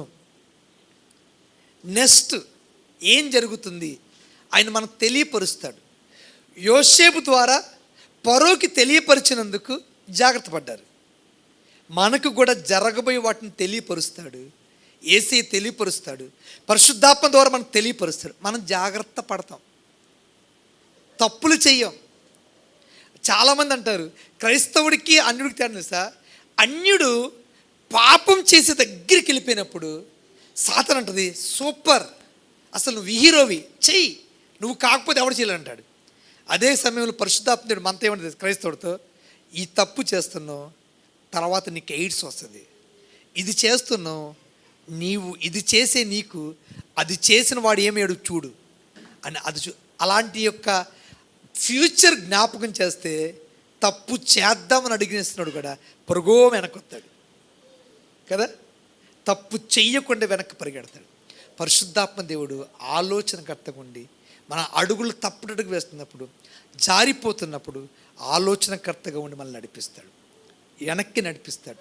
ప్రమాదంలో గుంటలో చిక్కిపోకుండా మనల్ని తప్పిస్తాడు. అందుకే దావీదు కీర్తన 73లో అంటాడు, తీయదులే కానీ 23 నుండి, అయినను నేను ఎల్లప్పుడూ నీ యొద్ద ఉన్నా. యేసయ్యా నేను నీ యొద్దే ఉన్నానయ్యా, నా కుడి చెయ్యి నువ్వు పట్టుకొని ఉన్నావు, నీ ఆలోచన చేత నన్ను నడిపించుచున్నావు, మహిమలో నన్ను చేర్చుకుంటావు, ఆకాశమందు నీవు తప్ప నాకెవరున్నారయ్యా, నీవు నాకుండగా లోకములు ఏది నాకు అక్కర్లేదయ్యా. దావీదు అంత గొప్ప మాట తెలుసా, ఆకాశములో నీవు తప్ప నాకెవరున్నారయ్యా, నీవు తప్ప. చుట్టూ దావీదుకి చాలామంది ఉన్నారు. ఎందుకయ్యే వీళ్ళు పనికిరాని వాళ్ళు? వీళ్ళు చెప్పే ఆలోచనలతో నేను నడుచుకున్నానా ఎక్కడోసారి పప్పులో కాలేస్తా, ఎక్కడోసారి తప్పుడు అడుగవుద్ది. నాకు వీళ్ళెవరొద్దు, ఆకాశమందు నీవు తప్ప నాకెవరున్నారయ్యా, నీవు నాకుండగా ఈ లోకములో ఏది ఎవరు నాకొద్దయ్యా. మనం పెద్దమ్మ చెప్పింది పాస్టర్ గారు, మా బాబాయ్ ఒప్పుకోవట్లేదు పాస్టర్ గారు, మా తాత మా మామ వాళ్ళ ఆలోచనలన్నీ మోసుకొస్తారు కదా, వాళ్ళు ఒప్పుకోవట్లేదు కదా. దావీదు అంటాడు, ఆకాశమందు నీవు తప్ప నాకెవరయ్యా, అక్కర్లేదయ్యా, వీరితో నాకు సంబంధం లేదు, నువ్వు చెప్పావు నేను చేస్తా. నీ మాటకు విధేయత చూపినందుకు దానితో ఏకీభవించి నా బంధువులు నాతో వస్తే సరే, రాకపోయినా పర్వాలా, వారు వచ్చినా దెప్పడం తప్ప చేసేదేమి, అంతా బాగుంటే ఓహో ఆహా అంటారు, కొంచెం తేడా వస్తే అయిపోయిందిరా అంటారు. మనుషులు ఎంత చేసినా ఎక్కడో చోట పలకరించే దగ్గర ఒకసారి ఇద్దరు ఒకేసారి పలకరించలేం కదా. ఇద్దరు బాబాయ్లు ఉన్నారు, బాబాయ్లు బాగున్నారు అంటూ ఏదో బాబాయ్కి షేకండి వస్తాం. అప్పుడు రెండో బాబాయ్, చూసావా నేను పెద్ద ఆడు పెద్ద అంటాడు. ఈ చెయ్యి ఒక చెయ్యి అలా రెండు షేకండి గౌరవార్థం. ఇద్దరు బాబాయ్లు బాగున్నారా, బాబాయ్ బాగున్నావు అని షేకండి. ఈయన అంటాడు, ఇచ్చావు కదా ఆడికి హ్యాండ్, నాకు హ్యాండ్ ఇచ్చావు ఇది అంటాడు. మనుషులతో ఆడుకుంటారు. అందుకే దావీదు అంటాడు, ఆలోచనకర్త అయిన దేవా నాకు నువ్వు ఒక్కడు చాలు. ఎక్కువ మంది ఆలోచన ఇచ్చారనుకో ఎలా ఉంటుంది, ఆ ఇల్లు కానీ ఆ వంట కానీ నాశనం అయిపోద్ది కదా. ఎవరో ఒక చేతి మీద వెళ్ళిపోవాలి పని. నలుగురు చేతిలో పడిన పాము చచ్చుద్దా, చావదు. నలుగురు ఆలోచనకర్తలు నీకున్న డేంజరే. అందుకే దావీదు ఫిక్స్ అయిపోయాడు, ఇక నాకెవరు వద్దయ్యా, ఒక్కడే నాకు ఆలోచన కర్త. అందుకని నీ ఆలోచన చేత నన్ను నడిపించు, ఇంకెవరు ఆలోచన నాకు వద్దు. 2 ఆలోచనకర్త. 3 బలవంతుడు దేవుడు. చెప్పండి, ఏ దేవుడు? బలవంతుడు దేవుడు. బలవంతుడు ఎంతటి బలవంతుడు అంటే లూకాసు వార్త 1:41 ఉంది, సర్వశక్తిమంతుడు నాకు గొప్ప కార్యాలు చేసాడు. ఆదికాండం 17వ అధ్యాయం 1వ వచనం ఉంది, నేను సర్వశక్తి గల దేవుడను. యేసయ్య ఎవరు? సర్వశక్తిమంతుడు, సర్వశక్తి గల దేవుడు. ఆయన శక్తి సర్వశక్తి, అంతకి మించిన శక్తి భూమి మీద లేదు అని అర్థం. ఎల్ షదాయ్ అంటే సర్వశక్తి గల దేవుడు అని అర్థం. ఆయన శక్తి ఎంత గొప్ప చెప్పనా, ఈ భూమి మీద ఉన్న మనుషుల బలం అంతటికంటే ఆయన బలవంతుడు. ఇంగ్లాండ్లో ఎన్నికలు జరుగుతున్నాయంట. పోటీకి నిలబడుతున్న వ్యక్తి చాలా గర్వంతో, విజయ గర్వంతో, నాకు తిరుగులేదు, ఆయన ముందుగానే సర్వే చేయించుకున్నాడేమో. ఆ సర్వేలో ఏం తెలియదంటే అందరూ తనకే ఎక్కువ మంది ఓటేస్తున్నారు, అసలు తనకు దగ్గరగా ఇంకో వ్యక్తి, రెండో వ్యక్తి లేడు అన్న సంగతి అర్థమైంది. అతను గర్వంతో ఏమనంటే, మన దేశంలో అన్ని ప్రాంతాల్లో నాకు తిరుగులేదు, ఇంకా ఈ ప్రాంతంలో కూడా నాకు కేవలం ఇన్ని వేల ఓట్లు వస్తే చాలు, ఇక నా విజయాన్ని ఆపడం ఆ రాజు దేవుడు తరం కూడా కాదు, నన్ను ఆ సింహాసనం మీద కూర్చోనియకుండా ఆపడం దేవుని తరం కూడా కాదు అన్నాడు. ఎన్నికలు అయిపోయినాయి, రిజల్ట్ వచ్చింది. ఆయనకు వ్యతిరేకంగా ఉన్న ప్రాంతంలో ఇన్ని ఓట్లు వస్తే చాలన్నాడు కదా. ఆయన వ్యతిరేకించిన ప్రాంతంలో కూడా ఆయన ఎక్స్పెక్ట్ చేసిన దానికి మించిన ఓట్లు వచ్చినాయి. అంటే ఆయనకి అనుకూల ప్రాంతంలో ఇంకా ఫుల్ ఓట్లు వస్తాయి. మంచి రిజల్ట్, బంపర్ మెజార్టీ, ఊహించదు మెజార్టీ. ఆయన నేను చెప్పాను కదా, ఇక ఆ సీట్లో నన్ను కూర్చొని ఆపడం ఎవరి తరం, దేవుడు తరం కూడా కాదన్నాడు. అక్కడ పత్రికలన్నీ ఆయన చాలా హైలైట్ చేసి చాలా గొప్ప వ్యక్తిగా రాయడం మొదలుపెట్టాయి పత్రికలు. రేపు ఉదయం ప్రమాణ స్వీకారం, ఈ రాత్రి ఆనందంతో రేపు ఏ షూట్ వేసుకోవాలో, రేపు డ్రెస్ కోడ్ ఎలా ఉండాలో మొత్తం ప్రణాళిక పెట్టుకున్నాడు. నైట్ పడుకోకపోతే మరి బొగ్గలు రావు కదా, మరి ఎండిపోయిన నక్కలా ఉంటాడని చెప్పి కొంచెం మన ఆలోచన ప్రకారం అమ్మ ఎవరు రావద్దు ముందుకి పెరుగన్నం తిని పడుకున్నాడేమో, శుభ్రంగా పెరుగన్నం తిని పడుకున్నట్టే పిలుపు అందుకున్నాడు. ఉదయం లెగల అన్నాడు, ఎవడు నన్ను ఏం చేయలేడు, ఆపలేడు. నిద్రలోనే పిలుపు అందుకున్నాడు. ఎవ్వరు ఆయనని ఆపలేరు అనుకున్నాడు. మనుషుల బలం యేసయ్య బలం ముందు ఏ పాటిది? మనుషుల బలం యేసయ్య బలం ముందు ఏ పాటిది? బలవంతునిది. అంతేకాదు ప్రకృతి బలం. తుఫాను చూడండి, ప్రభుత్వాలు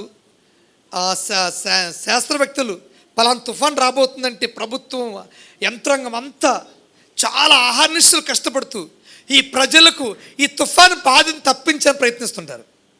ప్రకృతి కూడా కొంత బలం గలదే, మనుషుల బలం కంటే.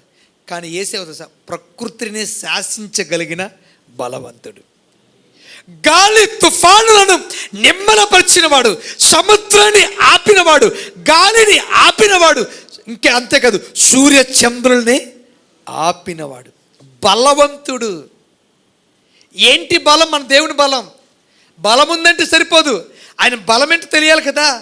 ఈ భూమి మీద ఉన్న మానవ జాతి అంతటికంటే బలవంతుడు. ఈ విశ్వములో ఉన్న, ఈ సృష్టిలో ఉన్న ఈ ప్రకృతి బలము కంటే బలవంతుడు. గడిచిన ఆదివారం చాలా ధ్యానించుకున్నాం. అపవాది బలం అనుకుంటాడు, నేనే బలవంతుణ్ణి. మనం దెయ్యం అంటే భయం కదా, దెయ్యం కంటే బలవంతుడు. అందుకే ఈ భూమి మీద ప్రతి దెయ్యం, ప్రతి మోకాలు యేసయ్య దగ్గర వంగుతున్నాయి, వణుకుతున్నాయి. వంగడమే కాదు, వణుకుతున్నాయి. వణుకున్నట్లుగా దేవుడు అంటే అవి బలహీనమని. మన దేవుడు ఎంత బలవంతుడు! సర్వమానవాళి కంటే బలవంతుడు, ప్రకృతి కంటే బలవంతుడు, ఇంకా అపవాది సాతాను కంటే బలవంతుడు. ఆ బలవంతుడు మాలో ఉన్నవాడు లోకములో ఉన్న మనుషుల కంటే, లోకమును ఏలుతున్న ప్రకృతి కంటే, లోకాన్ని సవాల్ విస్తు సాతాను కంటే నాలో ఉన్నవాడు ఎవరు చెప్పండి? బలవంతుడు. చెప్పండి, బలవంతుడు. 3 బలవంతుడు. 4 నిత్యుడగు తండ్రి. నిత్యుడగు తండ్రి, నిత్యము తండ్రి. దావీదు అంటాడు, నా తల్లి తండ్రులు నన్ను విడిచిన. ఈ భూమి మీద మనుషులకు అందరికంటే, మనుషులందరికంటే గొప్పవారు జన్మనిచ్చిన తల్లిదండ్రులు కదా. మనుషులలో ప్రతి మనిషికి వారికి జన్మనిచ్చిన తల్లిదండ్రులు గొప్పవారు. నేను కాదు అన్ను, కానీ వారి గొప్పతనానికి ఒక లిమిట్ ఉంది, ఒక పరిమితి ఉంది, సరిహద్దు ఉంది. వారికంటే గొప్పవాడు నా యేసయ్య. ఎందుకు తెలుసా? నీకు నడక నేర్పిన నీ తండ్రి ఎంతకాలం నీతో ఉంటాడండి? నువ్వు నడక నేర్చుకునే వరకు. నడవగలిగినప్పుడు నడవమంటాడు, వెళ్ళు అంటాడు. నీతో ఉంటాడా? నీ పక్కన ఉంటాడా?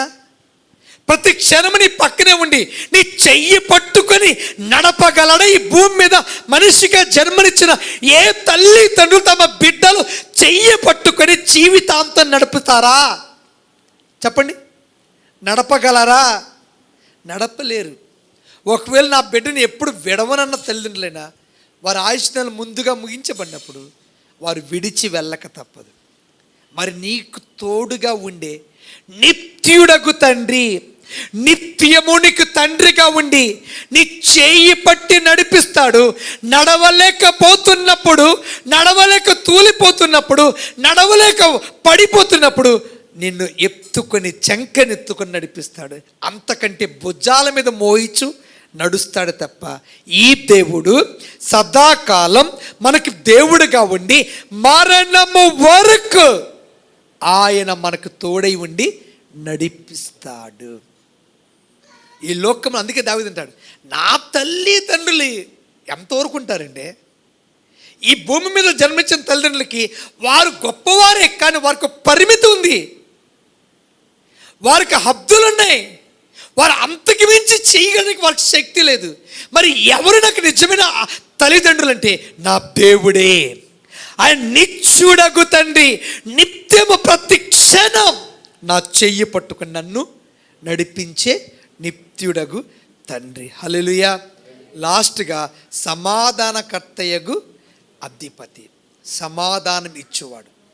సమాధానం దేవుడు సృష్టించిన మనుషులు మధ్య గొడవ, పాపము అడ్డముగా వచ్చింది. యెషయా గ్రంథం 59వ అధ్యాయం 1-2 వచనాల్లో రక్షింప నేరకుండినట్లు యెహోవా హస్తం కృచ కాలేదు, విననేరుకున్నట్లు ఆయన చెవులు మందము కాలేదు. మన దోషములు మన పాపములు మనకి దేవునికి మధ్య అడ్డముగా ఉన్నాయి, అడ్డుపడుతున్నాయి, కలవనివ్వట్లేదు, దేవునితో సమాధానం పడనివ్వట్లేదు, దేవునితో సంధి జరగనివ్వట్లేదు, మళ్ళా ఏకం కాకుండా అడ్డముగా ఉన్న ఈ పాపం, ఈ మనిషికి దేవునికి మధ్యగా ఉన్న అడ్డముగా ఉన్న ఈ పాపము తీయుట ఈ భూమి మీద ఎవరి తరం కానప్పుడు దేవుడే కన్యక మరియ గర్భాన యేసు క్రీస్తు అని నామము కలిగి ఈ భూమి మీదకి వచ్చి ఆయన దేవునికి మనుషులకు మధ్యగా అడ్డముగున్న పాపమును తొలగించి మనలను పవిత్రులపరిచి ఆయన బిడ్డలుగా చేయడానికి వచ్చాడు, సమాధాన పరిచే దేవుడు. అందుకే యెషయా గ్రంథం 1:18 అంటాడు, యెహోవా ఈ మాట సెలవిచ్చుచున్నాడు, రండి మన వివాదం తీర్చుకుందాం, మీ పాపములు రక్తము వలె ఎర్రనివైనా అవి హిమం వలె తెల్లబడును, కెంపు వలె ఎర్రనివైనా అవి గొర్రె బొచ్చు వలె తెల్లవి అగ్గును. రండి, వివాదం తీర్చేస్తా. మీ దేవునికి తండ్రి అయిన దేవునికి సృష్టింపబడిన మనుషులకు మధ్య అడ్డముగున్న ఆ పాపమును తీయడం ఎవరి తరము కానప్పుడు అది తొలగించి ఉభయులను సమాధాన పరచుటకే యేసయ్య ఈ లోకానికి వచ్చాడు. అందుకే యెషయా గ్రంథం 53:5 యెషయా గ్రంథం 53:5 మన సమాధానార్థమైన శిక్ష అతని మీద పడిన, మన సమాధానార్థమైన శిక్ష, దేవునికి మనకి సమాధానం రావడానికి ఉన్న, సమాధానపరచబడడానికి ఉన్న ఆ శిక్ష యేసయ్య మీద మోపి, యేసయ్య భరించి, యేసయ్య స్వీకరించి, అంగీకరించి, తను అనుభవించి, ఇక ఆ శిక్షను మనం నేను యేసయ్య భరించిన తర్వాత ఇక నీకు దేవునికి మధ్య అడ్డంగా ఉన్న పాపము నా శిక్ష నా మరణం ద్వారా తొలగించబడింది అని చెప్తున్నాడు. హల్లెలూయా. సమాధానకర్తయగు అధిపతి. ఈ లోకములో సమాధానం, మనం చాలామంది పోలీస్ స్టేషన్కి వెళ్తారు, కోర్టులకి వెళ్తారు, ఒక సమస్యకు సమాధానం, ఇద్దరి మధ్య పరిష్కారం, ఎవరు ఏ విషయంలో తగ్గితే ఇద్దరి మధ్య గొడవలు ఉండవు, ఏది న్యాయమైన పరిష్కారం అని తిరుగులాడుతుంటాం. కానీ కోర్టులు పోలీస్ స్టేషన్లో అయినా అన్యాయం జరుగుద్దేమో కానీ నిజమైన సమాధాన అధిపతిని దేవుని దగ్గరికి వచ్చి ఆయన పాదాల దగ్గర మోకాలించి చూడు, తప్పక నీవు సమాధానం చూడగలవు. ఈ మధ్యకాలంలో నాకు ఫోన్ వచ్చింది, ఇద్దరు భార్యాభర్తలు చాలా బాధల్లో, ఇబ్బందుల్లో, కష్టాల్లో, వారి హింసల్లో వెళ్ళిపోయిన తర్వాత వాళ్ళిద్దరూ ఇంకా విడాకులే శరణం, వేరొక మార్గం ఆ జీవితంలో లేదు అనుకున్న పరిస్థితికి వచ్చి నాకు ఫోన్ చేశారు. అప్పుడు నేను చెప్పా, విడాకులు తీసుకుంటావు కానీ మరలా ఎవరో ఒకరిని ఎవరు చేసుకున్నా మళ్ళీ అసమాధానం ఉండదని గ్యారెంటీ ఏంటి? మనుషులు ఆశ్రయిస్తున్నారే కానీ మీ ఇద్దరు సమాధానకర్తైన దేవుని పాదాల దగ్గర మోకరిల్లి అడిగి ఉంటే, ఎవరు తగ్గితే, ఎవరు ఏ విషయంలో విధేయత చూపితే ఇద్దరు కలిసి పయనం చేయగలరు, వారికి అట్టి జ్ఞానం, అట్టి తత్వం, అట్టి మనసు ఇచ్చే దేవుడు. మన దేవుడు సమాధానానికి కర్తే తప్ప ఇద్దరిని విడదీసే దేవుడు కాదు అని చెప్పగా వారు వెంటనే పశ్చాత్తాపడి ప్రార్థన చేయడం మొదలు పెడుతున్నారు. సమాధానకర్తని దేవుణ్ణి కాకుండా ఎందుకు మీరు ఆ నలుగురు ఈ నలుగురు ఆ చోటుకి ఈ చోటుకి వెళ్తున్నారు? మన దేవుడు ఎవరు తెలుసా? ఆశ్చర్యకరుడు, ఆలోచనకర్త, బలవంతుడైన దేవుడు, నిత్యుడగు తండ్రి, సమాధాన అధిపతియగు దేవుడు. ఆ గొప్ప దేవుడు మన అందరి జీవితంలో ఆయనకి కలిగిన ఈ బిరుదులు, ఆ పేరులో ఉన్న ఆ మహత్యం మన అందరి జీవితంలో కనపరిచి ఇంకా తన నామానికి మహిమగా మన కుటుంబాలను దీవించును గాక. ఆమేన్. ప్రార్థన. మమ్మల్ని మిక్కిలుగా ప్రేమించుచున్న మా పరిశుద్ధ అద్వితీయ దేవా,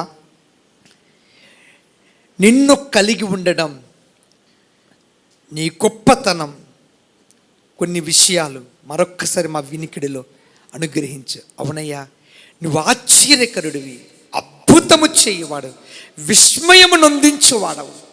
మా జీవితం మా బంధువులకు ఆశ్చర్యకరంగా విస్మయాన్ని కలిగించే విధంగా ఇది నిజమా, ఇది ఎలా సాధ్యమైంది అన్నంతగా దీవించే దేవుడువయ్యా. ఆలోచనకర్త. ఈ లోకములో నా తల్లిదండ్రుల ఆలోచన, నా స్నేహితుల ఆలోచన, శాస్త్రవేత్తల ఆలోచన తప్పుతాయేమో కానీ నీ ఆలోచన సదాకాలం శాశ్వత కాలం నిలిచేదయ్యా. అటువంటి గొప్ప ఆలోచనకర్తగా ఉండి ఎక్కడ తడబడకుండా, ఓడిపోకుండా విజయోత్సవంతో నడిపించే ఆలోచన ఇచ్చు దేవుణ్ణి కలిగి ఉండే భాగ్యం ఇచ్చు. అందుని బట్టి వందనాలు. బలవంతుడగు దేవుడవు. మానవులకు ఉన్న బలం, ప్రకృతి బలం, అపవాది బలం అంతటికంటే నువ్వు సర్వశక్తి గల దేవుడవయ్యా. ఇక నీవు నాకుండగా ఈ లోకంలో దేనికి భయపడనక్కర్లేదు. కారణం నీ బలం ముందు ఈ భూమి మీద ఉన్న ఏ బలం నిలవలేదని తెలుసుకున్నాం. 4, నిత్యుడగు తండ్రి. నాకు జన్మనిచ్చిన తల్లిదండ్రులకి పరిమితులు ఉన్నాయ్యా, కానీ నీవైతే అపరిమితముగా నేను మరణించే తుదిశ్వాస విడిచిపెట్టే క్షణము వరకు, అంతటితోనే కాదయ్యా, నా ఆత్మ పాతాళమునకు చేరకుండా నిత్యరాజ్యం చేరే వరకు చెయ్యి పట్టుకుని నడిపే ఒక తండ్రివయ్యా. మేము నీ పిల్లలమని మీరు మాకు నేర్పించారు. చివరిగా సమాధానమునకు అధిపత్యగు దేవుడు అయ్యా. ఈ లోకంలో న్యాయం, సమాధానం నీ దగ్గర దొరుకునని, నీ వల్ల కలుగునని నేర్పించు. పాటించి ఆశీర్వాదాన్ని ఉంది మహిమపరిచే కృప ఈ వాక్యం వినిన మా అందరి వినికిడిలో దయచేయమని యేసు ప్రభు పేరిట అడిగి వేడుకొనుచున్నాము తండ్రి. ఆమేన్.